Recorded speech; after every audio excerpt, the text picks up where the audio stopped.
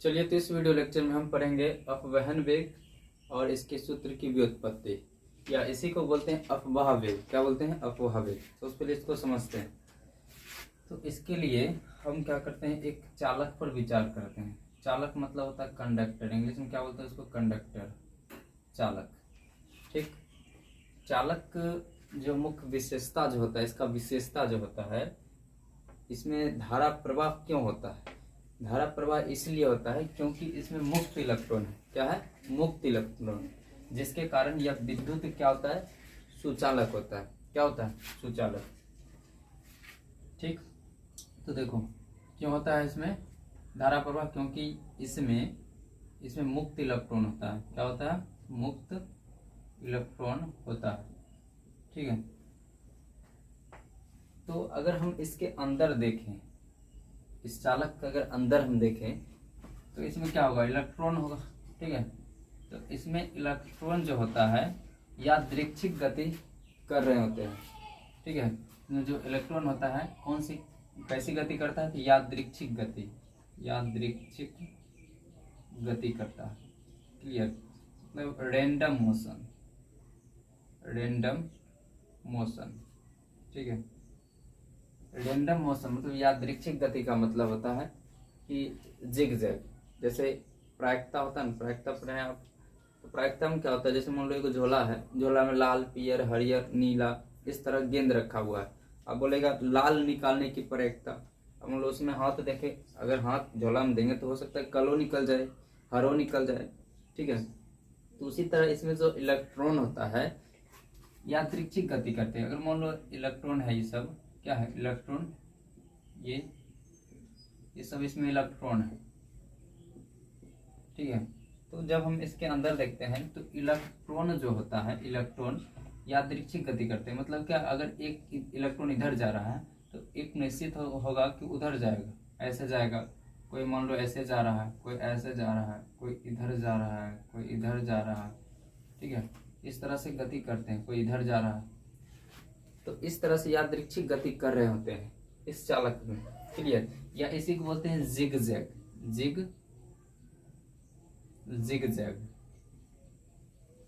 Zig zag गति करते हैं। क्लियर? टेढ़ा मेढ़ा मतलब जनने मंतरने जा रहा है, एक उधर जा रहा था, एक इधर जा रहा है। ठीक है। तो इस तरह से गति करते हैं, ये चालक है। और तब हम इसका अगर हम निकालेंगे औसत वेग, अगर हम इसका औसत वेग निकालते हैं, औसत वेग। ठीक है। मान लो कि एक इधर जा रहा है, एक उधर जा रहा है। प्रारंभ में जो है इसका u1 है, u2 है, u2 u3 है, डॉट डॉट डॉट un है। क्योंकि इसमें n इलेक्ट्रॉन है, सबका गति क्या अलग अलग है। कोई इधर गति कर रहा है, कोई इधर जा रहा है, कोई इधर जा रहा है। तो सबका वेग भी क्या होगा? अलग अलग होगा। तो जब हम इसका क्या निकालेंगे? औसत वेग u1 plus u2 plus u3 plus dot dot un और बटा n से भाग करेंगे क्योंकि इसमें n इलेक्ट्रॉन है। क्लियर? तो जब हम निकालते हैं तो इसका औसत वेग जो आता है शून्य आता है। क्या आता है? शून्य। क्लियर? यहाँ तक क्लियर हुआ? अब देखो, अब हम क्या करते हैं, इस चालक को एक बैटरी से जोड़ते हैं, बाहर से विद्युत क्षेत्र आरोपित करते हैं, एक बैटरी से इसको जोड़ देते हैं।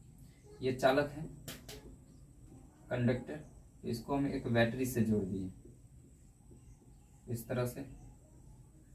ये बैटरी का धनात्मक टर्मिनल प्लस और इधर माइनस से ऋणात्मक टर्मिनल। क्लियर? यहाँ से करंट बहेगा। ठीक है। धारा प्रवाह होगा इस चालक में। अब हम जब देखते हैं इसके अंदर, तो अब इलेक्ट्रॉन जो है, इसमें तो इलेक्ट्रॉन है। क्या है? इलेक्ट्रॉन है। तो जब हम इसमें बाह्य विद्युत क्षेत्र आरोपित करते हैं, विद्युत क्षेत्र का मतलब होता है बैटरी। याद रखें, क्या होता है? बैटरी। तो ये जो बैटरी का धनात्मक टर्मिनल है, इस सिरा पर क्या होगा? धनात्मक विभव उत्पन्न करेगा, यहाँ पर ऋणात्मक। क्लियर? तो यहाँ पर विभव प्लस का विभव उत्पन्न होगा, यहाँ पर माइनस का विभव उत्पन्न होगा। तो इस प्लस विभव के कारण जितने भी इलेक्ट्रॉन है सब इस दिशा में गति करने लगेगा। क्लियर? सब इस दिशा में आने लगेगा इलेक्ट्रॉन। क्यों? क्योंकि बताए हैं कि हम अगर मान लो कि मोटू है एगो पतलू है, तो क्या करेगा, यह जो मोटू है इस पतलू को क्या करेगा, खींच लेगा अपनी ओर।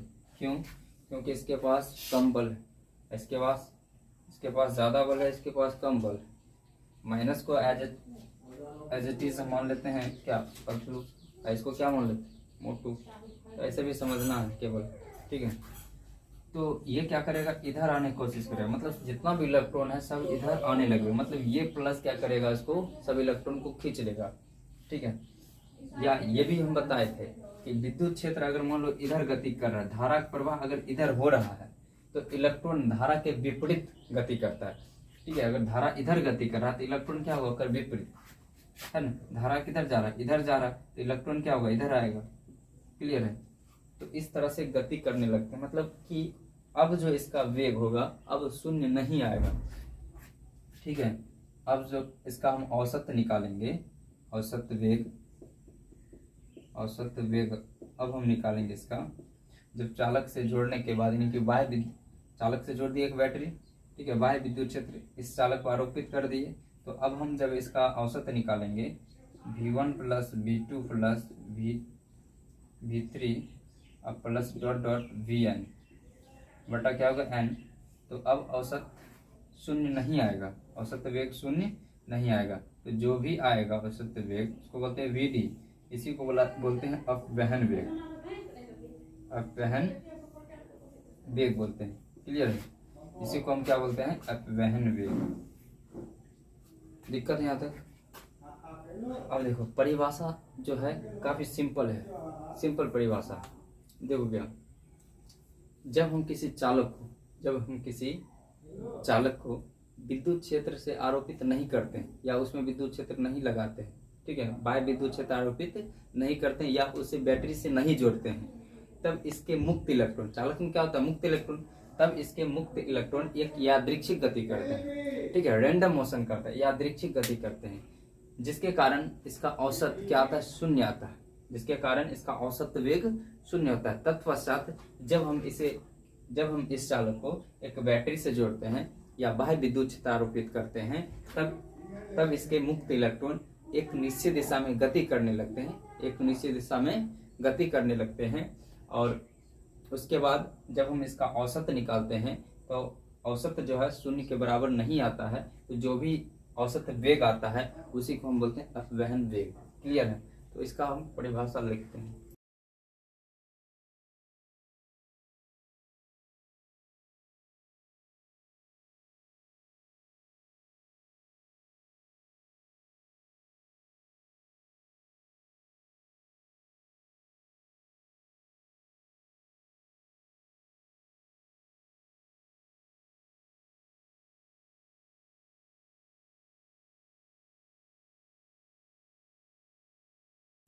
देखो तो लैंग्वेज हम लिख दिए अपवहन वेग, ठीक है। अपवहन वेग का परिभाषा, जब विद्युत क्षेत्र यानी कि बैटरी, ब्रैकेट में लिख सकते हो बैटरी, ठीक है, जब विद्युत क्षेत्र के अनुपस्थिति में, मतलब जब हम इस चालक में विद्युत क्षेत्र आरोपित नहीं करते हैं, तो मतलब जब इसे हम बैटरी से नहीं जोड़ते हैं तब की बात है, ठीक है। अनुपस्थिति में धातु के सभी मुक्त इलेक्ट्रॉन, ये क्या है, धातु बोल सकते हैं या चालक बोल सकते हैं, चालक के सभी मुक्त इलेक्ट्रॉन, ठीक है, या धातु या चालक, धातु जो होगा उसमें इलेक्ट्रॉन प्रवाहित होगा, जिसमें इलेक्ट्रॉन प्रवाहित होगा चालक होगा। क्लियर? तो धातु के सभी मुक्त इलेक्ट्रॉन यादृच्छिक गति करते हैं, रैंडम मोशन जिगजैग। क्लियर है? यादृच्छिक गति करते हैं, यादृच्छिक गति के कारण इलेक्ट्रॉन का औसत वेग शून्य आता है। तो जब हम इसका औसत निकालते हैं तो कितना आता है, शून्य आता है। क्लियर? उसके बाद यहाँ फिगर बना लेना, ये वाला पूरे लिख के यहाँ। उसके बाद पैराग्राफ चेंज करके लिखेंगे कि जब चालक के सिरों पर विभवांतर उत्पन्न किया जाता है, यानी जब हम इसे बैटरी से जोड़ देते हैं, इस चालक को बैटरी से जोड़ दिए हैं, इनकी बाह्य विद्युत क्षेत्र आरोपित कर दिए हैं, ठीक, अर्थात विद्युत क्षेत्र लगाया जाता है, तो मुक्त इलेक्ट्रॉन एक निश्चित दिशा में गमन करना प्रारंभ करते हैं। मतलब कि अब इसमें जो मुक्त इलेक्ट्रॉन था एक निश्चित दिशा में गति करने लगता है, सब किधर आने लगता है, प्लस की ओर, ठीक है। इस तरह से इससे तो इधर जा रहा है, कोई इधर जा रहा है, कोई इधर जा रहा है, इसलिए क्या हो गया शून्य। अगर मान लो कोई उधर जा रहा है तो एक निश्चित होगा इधर जाएगा, तो एक दूसरे के विपरीत होने के कारण कितना आएगा, 0 आएगा जब हम इसका औसत निकालेंगे। तो कितना आ गया, 0। अब क्या हो रहा है कि जितना भी इलेक्ट्रॉन है एक निश्चित दिशा में गति करने लगता है, तो इसके मुक्त इलेक्ट्रॉन एक निश्चित दिशा में गमन प्रारंभ करते हैं या गति करने लगते हैं। विद्युत क्षेत्र की उपस्थिति मुक्त इलेक्ट्रॉन एक औसत वेग प्राप्त कर लेते हैं। अब हम इसका औसत वेग निकालेंगे तो शून्य नहीं आएगा, ठीक है, जिसे हम क्या कहते हैं, अपवहन वेग। तो जो भी वेग आएगा, जो भी औसत वेग आएगा, उसी को हम क्या बोलेंगे, अपवहन वेग बोलेंगे। क्लियर है। अब हम इसमें पढ़ेंगे कि सूत्र की व्युत्पत्ति, अपवहन वेग की सूत्र की व्युत्पत्ति पढ़ेंगे। तो हम क्या करेंगे, ये सब मिटा देंगे, ठीक है, और केवल ये वाला पोर्शन रहेगा, ये सब मिटा देंगे। तो छापिए।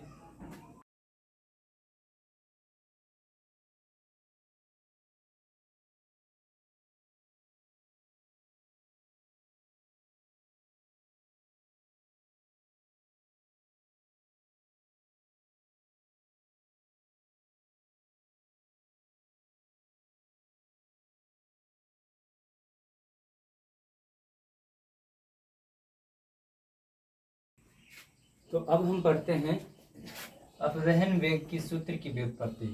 ठीक है, लैंग्वेज जो था लिख दिए हैं क्योंकि वीडियो बड़ा हो जाएगा, लिखते हैं फिर बोलते हैं, इसलिए डायरेक्ट आप समझा देंगे, बात खत्म। ध्यान देखो। तो माना कि एक चालक में मुक्त इलेक्ट्रॉनों की संख्या n है, और कोई चालक है थोड़ी पता कर सकते हैं उसमें इलेक्ट्रॉन कितना है। मुक्त इलेक्ट्रॉनों की संख्या मान ली कितना है, n है। इनका प्रारंभिक वेग, प्रारंभ में जब जिग जैग मोशन कर रहा होता है तब, रेंडम मोशन यादृच्छिक गति करता है तब, इनका प्रारंभिक में u1 u2, किसी का u1 है, फिर u2 है, u3 है, डॉट डॉट डॉट है un तक। ठीक है, क्योंकि इलेक्ट्रॉन यादृच्छिक गति में, इसलिए वेग भी क्या होगा, अलग अलग होगा, कोई इधर जा रहा है, कोई इधर जा रहा है, इस तरह से। तो जब हम इसका आता एवरेज निकालते हैं औसत, तो कितना आया था, 0 आया था। क्लियर। अब चालक में एक विद्युत क्षेत्र उत्पन्न किया जाता है, मतलब बैटरी से जोड़ देते हैं, तो विद्युत क्षेत्र द्वारा मुक्त इलेक्ट्रॉनों पर बल लगेगा इस पर। तो देखो, जब हम विद्युत क्षेत्र में, एक समान विद्युत क्षेत्र में किसी आवेश को रखे थे, ठीक है, तो ये जो विद्युत क्षेत्र है इस पर बल लगाया था ना, तो फॉर्मूला क्या आया था, Q इंटू ई, ये फॉर्मूला आया था। क्लियर। तो यहाँ पर अगर हम बल लिखना चाहें, F बराबर, ठीक है, तो इसमें तो इलेक्ट्रॉन है, तो इलेक्ट्रॉन पर बल लगा रहा है कौन, विद्युत क्षेत्र, बाय विद्युत क्षेत्र, बैटरी से जोड़े हैं, बैटरी क्या विद्युत क्षेत्र, तो इस पर बल लगा रहा है। तो किस पर बल लगा रहा है वो लिखते हैं, ठीक है, और कौन बल लगाता है उसको लिखते हैं। तो किस पर बल लगा रहा है, यहाँ पर इलेक्ट्रॉन है, आवेश के रूप में क्या इलेक्ट्रॉन है, तो क्या लिखेंगे, इलेक्ट्रॉन ई। क्लियर। कौन बल लगा रहा है, तो विद्युत क्षेत्र बल लगा रहा है, विद्युत क्षेत्र के लिए हम क्या लेंगे, ई काम लेंगे। क्लियर। अब एक चीज देखो, विद्युत क्षेत्र की दिशा इधर है, मतलब इधर जा रहा है ना, इधर गति कर रहा है, लेकिन इलेक्ट्रॉन इधर आ रहा है, मतलब एक दूसरे के विपरीत गति कर रहा है, तो यहाँ पर क्या होगा, माइनस होगा।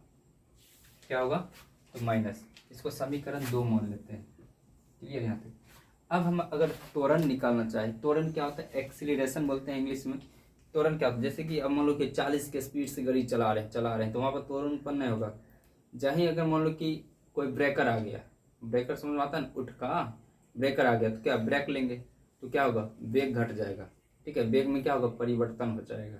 जैसे या मान लो कि 40 स्पीड जा रहे हैं, और स्पीड बढ़ा दिए, 50 पर चल गए, या 45 पर चल गए, 46 पर चल गए, तो स्पीड बढ़ रहा है, तो त्वरण में क्या हुआ, परिवर्तन हुआ। तो त्वरण में जब परिवर्तन होता है, वेग में जब परिवर्तन होता है तो क्या उत्पन्न होता है, त्वरण। तो वेग में परिवर्तन हुआ है, पहले इसका गति, पहले वेग कितना था, ये था u1 u2 u3, अब कितना हो गया, जब इसको हमें जोड़ दिए हैं, एक बैटरी से बाह्य विद्युत क्षेत्र आरोपित किए हैं, तो कितना हो गया, ये आगे वेग इसका, तो वेग में परिवर्तन हुआ है, तो क्या उत्पन्न होगा, त्वरण। तो फॉर्मूला अगर होता है यहाँ पर देखो, अगर त्वरण निकालना चाहें तो त्वरण F बराबर क्या होता है, ma होता है। तो यहाँ से हम त्वरण निकाल सकते हैं। तो A बराबर क्या होगा, A क्या है, त्वरण है, त्वरण, तो क्या होगा, ये बाय में चल जाएगा, मतलब F बटा कितना होगा, m। क्लियर। अब इस F का वैल्यू अगर हम इसमें रख दें तो A बराबर कितना होगा, देखो माइनस का E कैपिटल E और बाय m। क्लियर। तो इसको समीकरण 3 मान लेते हैं। अब देखो, ये जो स्मॉल ई है, ई क्या है, आवेश है, ठीक है, इलेक्ट्रॉन का आवेश है। और इसके बाद ई क्या है, ई कैपिटल ई, यह विद्युत क्षेत्र। क्लियर। अब देखो ये एम क्या है, तो द्रव्यमान है। क्या है, द्रव्यमान है। क्लियर है। अब देखो ध्यान से, ये समीकरण 3 मान लिए। अब हम क्या करते हैं, अब यहाँ से देखो, इसके बाद देखो, इस त्वरण के कारण, इस त्वरण के प्रभाव में मुक्त इलेक्ट्रॉनों का वेग, ठीक है। अब जो मुक्त इलेक्ट्रॉन जो घूम रहा था जन्य मंथन में, जब हम बैटरी से जोड़ दिए तो ये निश्चित दिशा में गति करने लगा, ठीक है। तो इलेक्ट्रॉनों का वेग v1 v2 v3 dot dot कितना हो जाता है, v1 हो जाता, vn हो जाता है, तथा वेग में परिवर्तन में लगा समय, अब समय भी तो लगा होगा, जैसे u1 v1 हो गया तो कुछ तो समय लगा होगा, u2 से v2 होने में, और u3 से v3 होने में, ठीक है, समय लगा होगा। तो इसमें मान लिया कि समय जो लगा है t1 t2 t3 और tn समय है। क्लियर। तो अब हम गति के प्रथम समीकरण से अगर देखें, गति के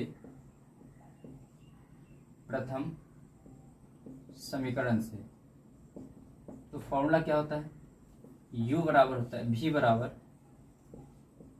u प्लस ए टी, ये होता है गति का प्रथम समीकरण।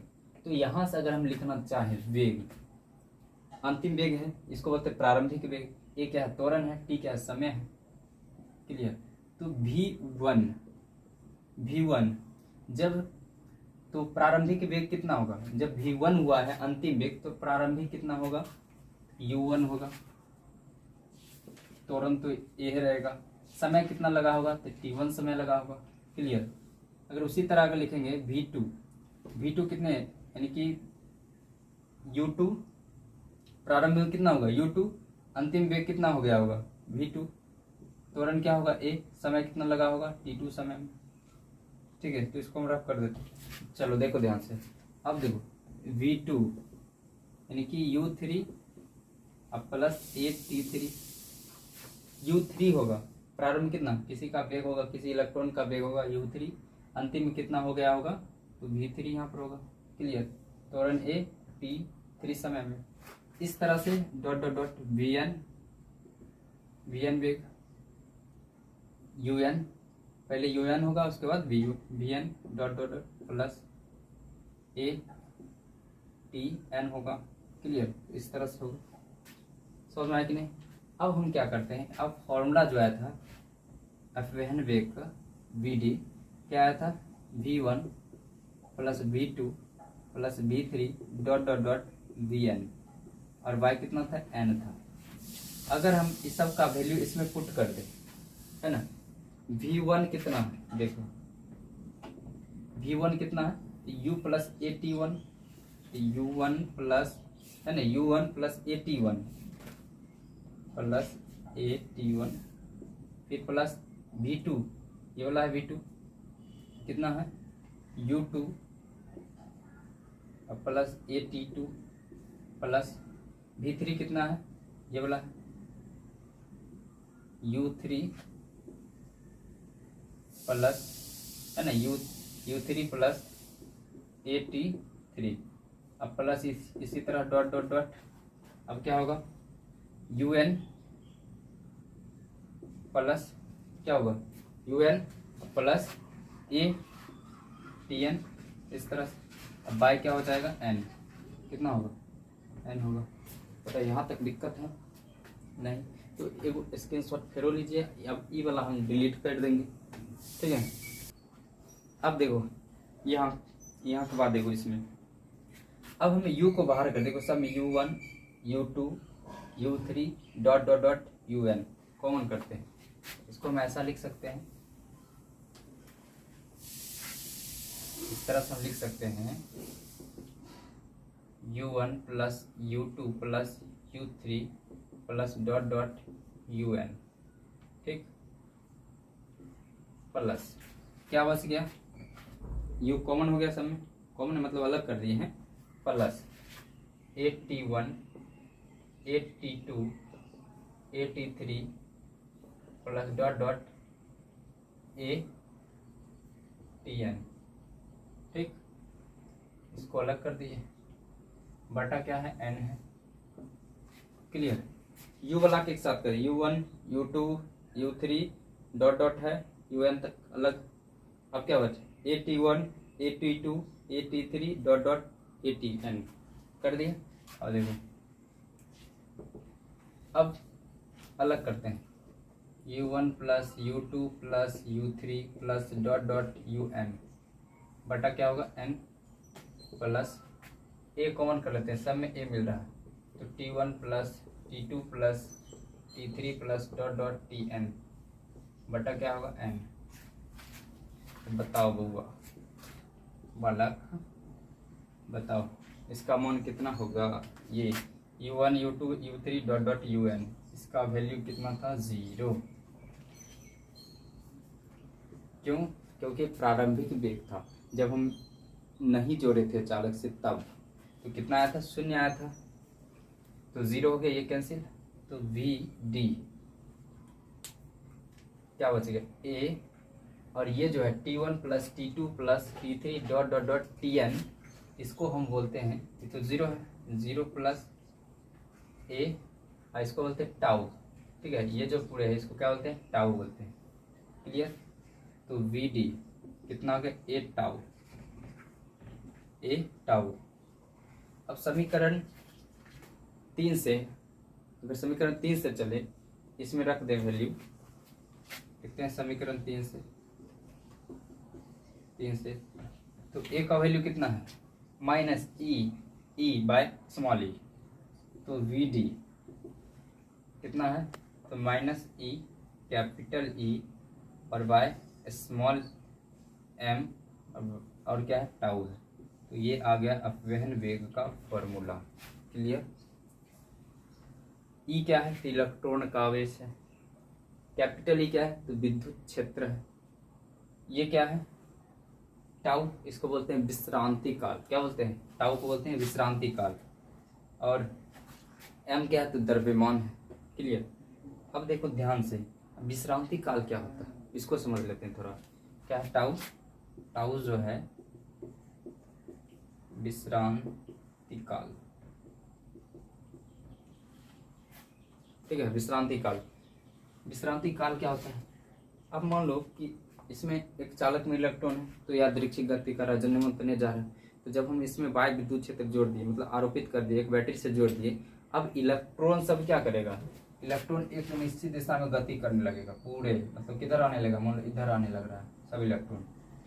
तो जब इलेक्ट्रॉन गति करने लगेगा तो टक्कर होगा। जैसे नहीं देखो, अगर मान लो कि कहीं कोई सम्मेलन चल रहा है, एकाएक कोई घटना हो जाता है, तो सब क्या होता है भागने लगता है, इधर उधर सब भागने लगता है, एक दूसरे में सब टकराने लगता है ना। तो इसी तरह इसमें भी तो क्या होगा, इलेक्ट्रॉन सब एक दूसरे में क्या होगा टक्कर करने लगे, मतलब टकराने लगेगा, सब चाहेगा आगे निकले। समझ आ रहा है। तो जैसे नहीं वीर चाहता है कि सब हम आगे निकल जाए, आगे निकल कर भाग जाए, घर पहुंच जाए, उसी तरह ये भी चाहेगा कि इलेक्ट्रॉन सब यहाँ पर जल्दी से जल्दी पहुंचे। तो टक्कर होता है, इलेक्ट्रॉन में क्या होता है टक्कर। जैसे कि मान लो जैसे ये मान लो कि इलेक्ट्रॉन है, पहले इससे टकराए, फिर इससे जब टकराएगा दोबारा, ठीक है, इससे जब दोबारा टकराएगा, तो जैसे इससे टकरा गया तो इससे टकराने में कुछ समय लगा होगा, फिर से इसको टकराने में, तो टकराने में जो समय बीच में रहा होगा, जो गैपिंग हुआ होगा, उसी को हम बोलते हैं विश्रांति काल। तो इसका परिभाषा लिख दे।